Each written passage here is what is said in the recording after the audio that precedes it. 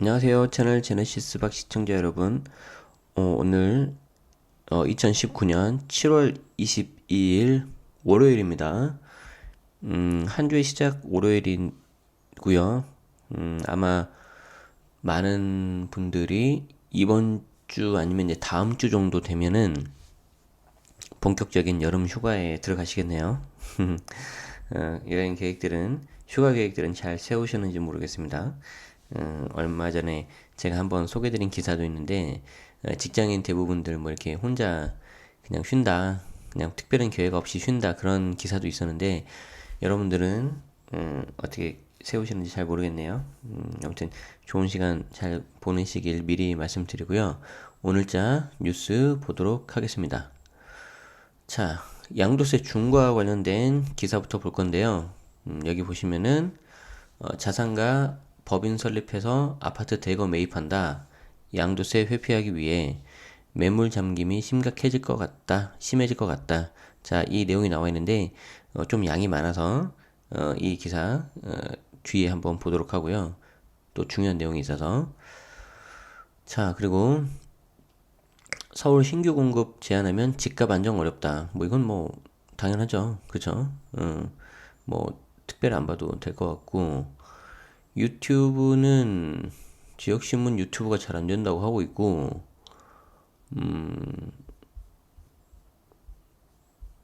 특별히 볼만한 게 별로 없는 것 같아요.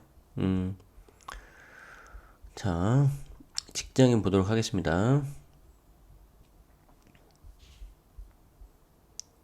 어디 보자. 직장인 여름휴가 효율욕? 그러니까 혼자 논다 그거예요. 혼자 쉬겠다. 그 비율이 늘었다. 지난번 봤던 기사하고 비슷하고요. 여기도 특별히 볼 게 없어서 넘어가도록 하겠습니다. 자, 4차 산업은 특히 이번 주 오늘 기사는 보니까 교육 관련된 이렇게 내용이 많았는데 그 중에서 4차 산업혁명 시대 영재 교육도 변화한다. 자, 혹시 저처럼 자녀에 대한 교육에 대해서 관심 있는 분들이 계실까봐 잠깐 보겠는데 보시면 충남교육청 빅데이터를 활용한 영재교육 연수 실시. 자, 이런 말이 있는데요. 자, 빅데이터를 이용해서 인공지능 자율주행 자동차를 실제로 제작해 주행 실험을 실시했다. 기존의 수학, 과학 중심의 교육과정에서 벗어나서 첨단 기술을 활용하는 교육과정으로 영역을 다양화해 눈길을 끌고 있다. 그래서 쉽게 말해서 영재교육이 이 4차 산업혁명 시대를 맞아서 좀 변화되고 있다고 했는데 기존의 수학, 과학 중심이 아니라 이제 빅데이터를 이렇게 하는 거고 그리고 사고력 향상에 이렇게 집중했다 이런 거죠. 특히 여기서 중요한 거는 딥러닝이에요. 딥러닝. 그래서 4차 산업은 여러 가지가 있는데 그냥 짧게 말씀드리자면 제 개인적으로는 이 인공지능인 것 같아요. 인공지능, 딥러닝. 그래서 여러분들 아시는 것처럼 예전에 우리 그 인공지능, 딥러닝 하면 뭐가 생각나요? 여러 가지가 생각나겠지만 옛날에 알파고 기억나요? 알파고? 이세돌 기사하고 이렇게 대국을 했었던 알파고 생각나시죠? 그 당시 이세돌 기사와 대국을 했었던 알파고는 어, 쉽게 말해서 이제 버전 1이라고 가정했을 때 그 알파고의 특징은 지금까지 나왔던 바둑 기보를 전부 다 외워버린 거죠. 어, 이 바둑 역사가 굉장히 오래되는데 그 수백만 그 기보를 다 그냥 외워버린 거예요. 이 기계가. 그래서 이 엄청난 양의 데이터, 이 빅데이터를 가지고 어떤 유의미한 경로를 바둑의 어떤 수를 활용해가지고 이세돌 기사가 붙었던 건데 이게 기존에 이 사람이 두었던 기보를 외운 거기 때문에 그 중에서 뭔가 이렇게 처음 보거나 한 번도 생각하지 못했던 부분이 나와버려서 이세돌 기사가 한 번 이긴 적이 있어요. 그래서 이게 결국 한 번 이기고 나머지는 다 져서 패했는데 나중에 얘네들이 이제 딥러닝을 알파고 1에서 알파고 2로 이렇게 업그레이드를 합니다. 그래서 알파고 2 업그레이드한 내용이 뭐냐면은 기보를 다 외워버렸기 때문에 이제 새로 이게 기보를 외울 만한 게 없는 거예요. 사람이 두면은 시간이 오래 걸리니까 그리고 잠도 자야 되고 그러니까 그래서 알파고를 하나 더 만든 거죠. 그래서 두 대의 알파고를 가지고 서로 자기들끼리 이렇게 대국을 두게 했다고 합니다. 그러니까 이제 기존에 없었던 막 수도 엄청나게 많이 둬가지고 해가지고 업그레이드를 한 다음에 우리 이세돌 기사와 했었던 이후로 한 1년인가 지나서 중국의 그 커제 걔랑 이제 붙은 거예요. 그래서 월등히 업그레이드된 실력으로 이제 커제가 완패를 해버린 거죠. 근데 그 당시에 제가 기억을 하는 게 커제가 대국을 치르고 나서 했던 말이 굉장히 막 무서웠대요. 왜냐면 사람이 아닌 것 같으니까. 그러니까 지금까지 전혀 이렇게 한 번도 보지 못했던 수가 나오니까 굉장히 놀랬다 그래요. 자, 그래서 특히 요즘에는 이렇게 빅데이터하고 특히 딥러닝, 인공지능 이쪽에 대해서 공부를 하는 그 대학생 아니면 대학원생이 있잖아요. 그러면 조금만 인정을 받으면 어떤 각종 대회라든가 글로벌 경진대회 같은 데서 수상을 하기라도 하면은 바로 구글이나 이런 딥마인드 이쪽 관련된 회사에서 취업을 해주겠다 라는 연락이 바로 온다고 그래요. 그래서 제가 알기로 국내에서 되게 가장 잘했던 어떤 친구, 성균관대에 있던 친구가 있는데 국제대회에서 18등인가를 했대요. 예, 그 정도도 굉장히 좋은 성적이라고 하는데 집에 돌아와 보니 이미 이쪽 구글 측에서 연락이 와 있다는 거죠. 너 앞으로 몇 년 더 공부해야 되는데 공부하고 우리한테 와라. 바로 입사를 보장해주겠다. 연봉은 한 최소 3억에서 5억 정도, 뭐 얼마 이렇게 38,000불인가? 아무튼 그랬다고 하더라고요.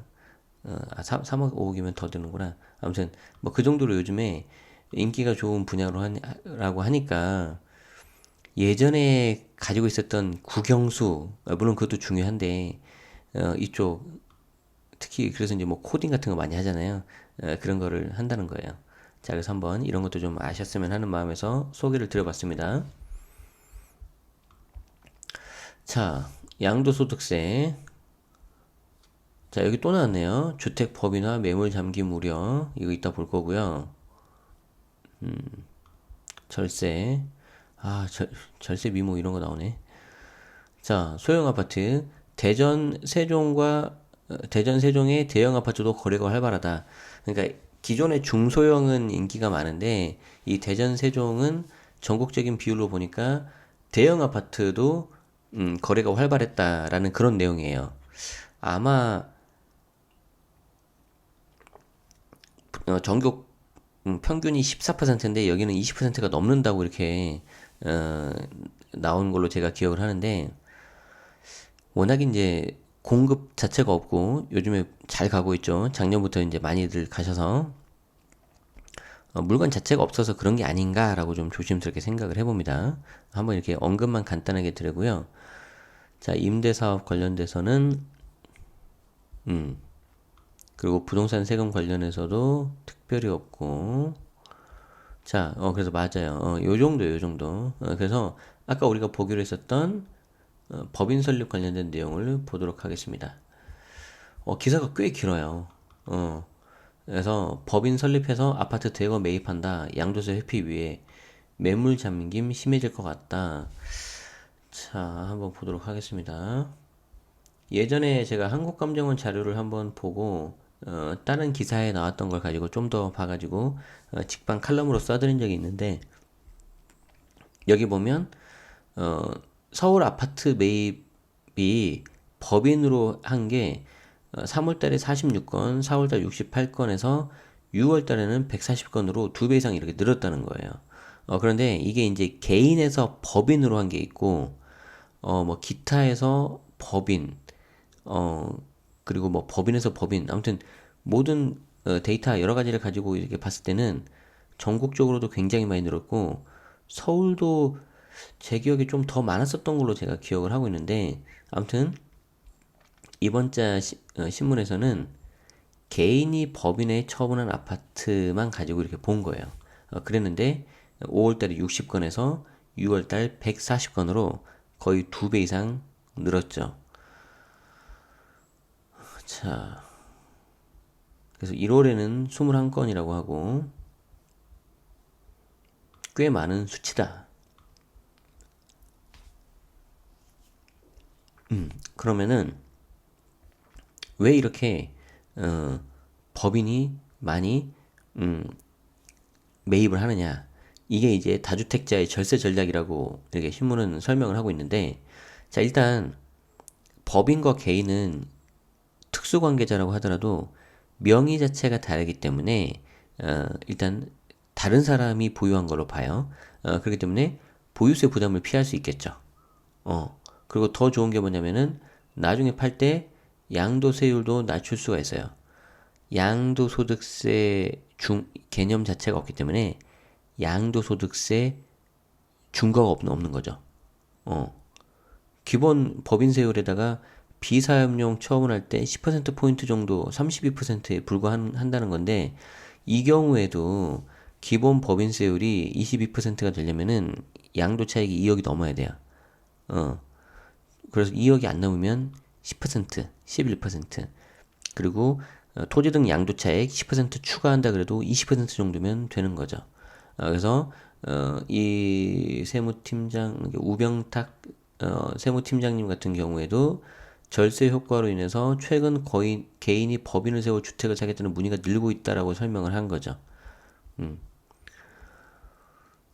자, 그래서 이렇게 될 경우에 그렇지 않아도 매물이 더 잠기지 않겠느냐라고 이렇게 해서 시장 왜곡이 생길 수 있다라는 지적이 나오고 있다는 거예요. 자, 여기 보시면은 나오죠. 법인으로 전국 아파트 매입 추입한 게 올해 1월에는 561건이었는데 6월에는 1186건 정도로 월등히 늘었죠. 혹시 저 강아지 개 짖는 소리 들리세요? 제가 좀 창문을 많이 열어놔서 그런지 좀 들리네요. 좀 혹시 불편하셨다면 양해 말씀드리고요. 자, 여기 보면 1년 전 이맘때와 비교하면 반포동 레미안 퍼스티지에서 30개 이상 매물이 올라와 있어야 되는데 현재 물량이 10건 안팎이다. 특히 로얄층은 집주인이 쟁여놓고 있다. 이보다 질이 나는 매물이 최고가로 거래되는 현상이 나타나고 있다. 이거는 물건 자체 품귀 현상인데 이게 곧바로 법인 때문에 그렇다고 보는 거는 좀 그런 것 같아요. 음. 자, 근데 주택 법인화를 통해서 세제 혜택을 최대화하려면 보유 기간이 길수록 좋기 때문이다. 저는 약간 여기에 대해서 퀘스천을 하고 싶은데 법인을 가지고 있어서 법인 임대사 물건으로 했을 때는 어느 정도 절세 효과가 있지만 이게 법인을 그냥 단순 보유하는 경우에는 오래 가지고 있다고 특별히 좋지는 않아요. 오래 가지고 있다고 따로 장기 보유 특별 공제를 많이 받을 수 있고 그런 게 아니기 때문에 그래서 이 부분에 있어서는 조금 약간 오해가 없으셨으면 좋겠고요.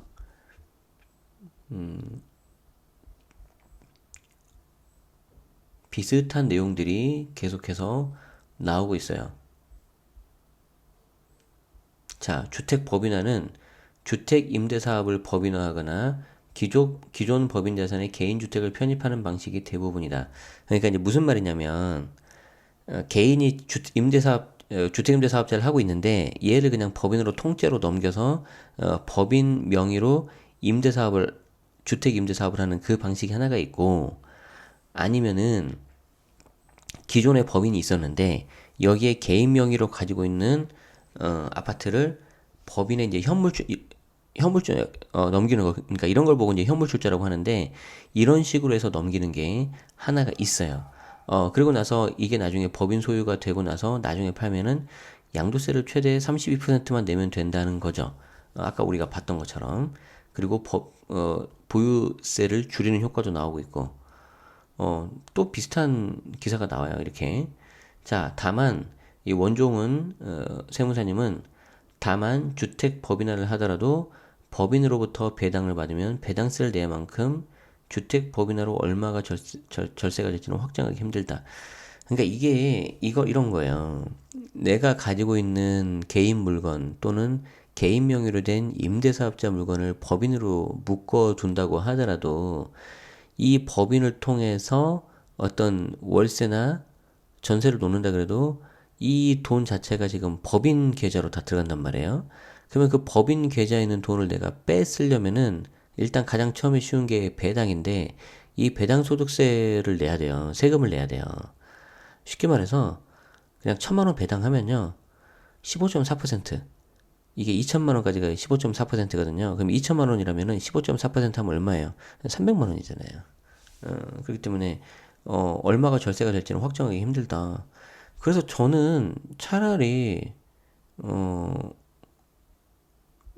또 재밌는 게 나오는데 우병탁 세무팀장은 자체적으로 계산해 보니 5년 정도까지는 주택 법인화를 통한 세제 혜택이 크지 않은 걸로 나왔다.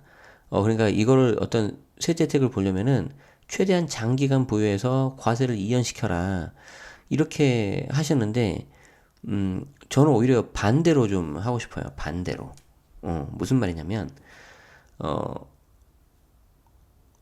차라리 법인 명의로 처음부터 주택을 사버리는 거죠. 처음부터 법인 명의로 주택을 사버리는 거예요.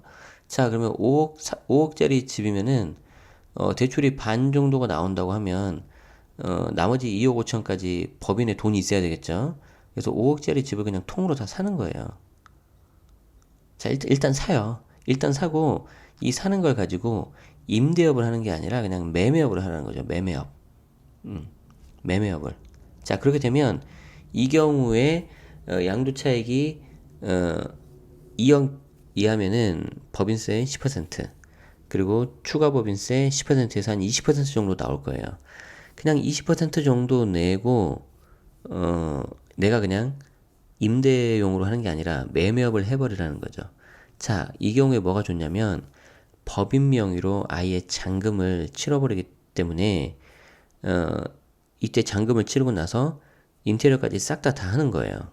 인테리어까지 다 하고 그렇게 잘 된 물건에 대해서 실거주자 또는 투자자한테 그냥 파는 거죠. 약간의 차익만 남기고. 그러면은 이 법인 자체는 그래도 계속해서 뭔가 이득을 보면서 물건을 팔 수가 있고 그 물건에 대해서 인테리어를 했을 때 인테리어 전부 다 경비 처리할 수가 있죠.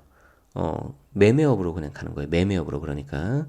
그래서 여러분들이 기존에 계속 하셨던 흔히 말하는 갭 투자 이 방식으로만 생각을 하기 때문에 어떻게든지 막 전세 맞추려고 하고 있고 되지도 않는 전세자금 대출 막 설득해가지고 하기도 하고 오랫동안 묶어두기도 하고 그러는데 이렇게 묶어뒀을 때 제가 염려되는 게 추가법인세라는 거예요. 지금 추가법인세가 10%인데 기존에 이 정부에서 규제가 들어갔을 때 얘가 30%로 했었던 게 제가 기억을 하고 있어요. 이거 추가 규제에 30% 들어가면 세율, 법인세 세율 10% 20% 해가지고 그러면은 한 50% 나와버려요. 그러면 양도세 준 거하고 별 차이가 없단 말이죠. 그러면은 법인으로 한 이득이 별로 없다는 거지. 차라리 그래서 이렇게 매매업으로 그냥 하시는 게 어떨까 싶고 단 이렇게 매매업으로 하려면은 법인 자체에 대출 포함해서 5억짜리 내가 집을 잔금을 쳐야 되기 때문에 5억이 다 있어야 되는 거죠. 대출 아까 말씀드린 것처럼 2억 5천원 받는다고 하더라도 나머지 2억 5천에 법인의 돈이 있어야 돼. 그럼 법인의 돈이 있으려면 어떻게 해야 돼요? 이 법인이 어떤 다른 수익원 사업을 해야 되겠죠. 아니면 대표한테 빌리거나 그걸 이제 가수금이라고 하는데 제가 그래서 이게 지난번에 제가 직방에서 말씀드렸던 그 내용이었어요. 그래서 차라리 이렇게 해서 매매업을 하셔라. 그게 어떨까 싶다. 본질에 맞게끔 사업을 하셔라. 그런 거라는 거죠. 자, 그래서 여기 나온 기사에는 이 법인을 가지고 임대업을 했다고 가정을 많이 했어요. 그래서 저는 임대업보다는 매매업을 하시는 게 어떠냐 하실 거면 그 말씀을 드렸고 만약에 조정 대상 지역이 아닌 곳에서 매매업을 하신다면 개인으로 해도 제가 봤을 때는 충분하다. 충분하다. 개인으로 했을 때도. 왜냐면 양도세 준 거가 어차피 없으니까. 이렇게 좀 말씀을 드리고 싶네요. 법인은 사실 이거 외에도 더 드릴 말씀이 많고 어려워요. 그래서 일단은 요 정도만 좀 말씀드릴 텐데 쉽지 않다. 법인이. 그리고 법인으로 하려면은 결국에는 좀 자금이 좀 있어야 된다. 그리고 더 중요한 거는 이 법인 자체가 어떤 수익 구조가 낼 수 있는 사업이 있어야 돼요. 그래서 그 말씀을 꼭 드리고 싶어서 제가 했고요. 자, 오늘은 기사 두 개를 볼 건데 조금 아쉽잖아요. 그래서 제가 어, 또 어떻게 기사를 제가 보는지 설명드릴게요. 지금은 저희가 이렇게 구글 알림이를 통해서 이렇게 보는데 이게 100% 모든 걸 다 가져온다고는 말씀 못 드린단 말이에요. 자, 그래서 어떻게 하면 되냐면 저 같은 경우에는 일단 네이버, 자, 네이버. 자, 네이버 이렇게 가면은 위에 보시면은 자, 보세요. 이렇게 있죠. 이 중에서 뉴스를 가셔도 되지만 부동산으로 가보자. 부동산으로 가보면은 이쪽 가면 우리가 흔히 알고 있는 네이버 부동산 매물 이런 게 나오는데 이거 말고 여기 보면은 부동산 홈 이쪽으로 가셔서 부동산 홈에 가셔서 여기 뉴스로 가보자. 그럼 부동산 관련된 뉴스만 이렇게 쭉 나오거든요. 그래서 분양가 상한제 온다. 이런 거 나오고 있고 이 중에서 주요 뉴스, 우리 동네 뉴스, 핫 이슈 이런 데로 갈 수가 있어요. 그래서 핫 이슈 가면은 여러분들 관심 있는 걸로 주제별로 관련 기사를 볼 수가 있다. 자, 이렇게 보는 게 하나가 있고 네이버 우리 특히 모바일로 보시는 분들은 위에 여기 쭉 보시면은 아이고 자 이렇게 쭉 보시면은 경제 M도 있고요. 마이 구독도 있고요. 이게 여러 가지가 있어요. 이렇게 이 중에서 아까 보여드렸던 경제 M 이쪽을 보셔도 괜찮아요. 이쪽을 보셔도 괜찮다. 그래서 경제 M으로 가면은 이런 내용들이 나와 있는데 여기 보시면은 수기 입력 오류, 재산세 고지서 꼭 확인해야 되는 이유. 제가 올려드린 직방 영상도 이렇게 있고요. 그리고 또 하나 볼까요? 내 집 마련할 때 가장 좋은 절세 방법. 이거는 이제 직방 칼럼인데 제가 지금 이 시점에서 하기 굉장히 좋은 절세 방법으로 주택수가 아직 없을 때, 1주택자일 때, 그리고 2주택자일 때, 그리고 3주택자일 때에 대한 내용들을 적어놨어요. 그래서 이상의 내용을 제가 또 한 방에 또 이렇게 정리를 하고 했었죠. 어, 그래서 한번 이거 꼭 한번 칼럼 읽어보세요.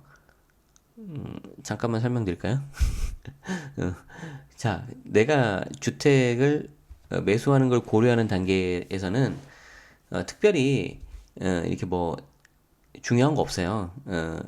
어떻게든지 돈을 많이 모으셔야 된다. 그래서 직장인 같은 경우라면 아니면 직장인이 아니더라도 전세자금 대출 받아서 직장인 같은 경우는 이걸 이제 연말정산할 수 있다는 거죠. 그리고 이렇게 해서 집을 마련해요. 강제 저축을 하신 다음에 집을 하나를 마련하면 이때는 공동명의 하시라는 거죠. 공동명의 하시고 담보대출은 좀 어떤 변동성을 줄이기 위해서 고정명의로 하시는 게 좋을 것 같고요. 그리고 2년 보유 또는 거주를 하고 나서 비과세로 갈 수 있다는 거예요. 1주택자인 경우에는. 그래서 비과세를 받으시거나 아니면은 비과세 아니라면은 최소한 1년 있다가 팔아라. 그래야지 일반과세가 되니까 당연히 어떻게 될지 모르니까 공동명의 하시고 그리고 나서 내가 집을 하나 더 사요. 그럼 2주택이 되잖아요. 그러니까 1주택 상태에서 집을 안 팔고 집을 하나 더 살 수 있는데 이때 일시적 2주택 비과세를 받을 수가 있잖아요. 그렇죠? 그래서 일시적 2주택 비과세를 받아서 1번 주택 비과세 받고 2번 주택에서 행복하게 살 수 있다. 그런데 2번 주택에서 행복하게 살다가 이것도 마음에 안 들면 2번도 비과세를 1주택 비과세를 또 받을 수도 있겠죠. 그리고 다시 이쪽으로 처음 단계로 갈 수가 있는 거예요. 3주택인 경우에는 어떻게 된다? 중간에 하나를 날려버리고 세금 내고 남은 두 개에 대해서 일시적 2주택 비과세를 받아서 또다시 비과세 받아서 다시 처음 단계 갈 수 있다는 거예요. 그러니까 무슨 말씀을 드리고 싶냐면 여러분들이 3주택까지 간다 하더라도 일부만 세금을 내면 다시 처음 단계인 0주택으로 갈 수 있으니까 실거주자라면은 여건이 허락하는 한도 내에서는 대출 포함해서 여건이 허락하는 한도 내에서는 본인 실거주 마련하는데 하는 거는 저는 좋다고 봐요. 좋다고 봐요. 무리하게만 하지 않으신다면 그리고 거기서 행복하게 지내시면서 또 다른 투자도 하시고 일단 무엇보다도 좀 이 실거주가 주는 안정성이 되게 크거든요.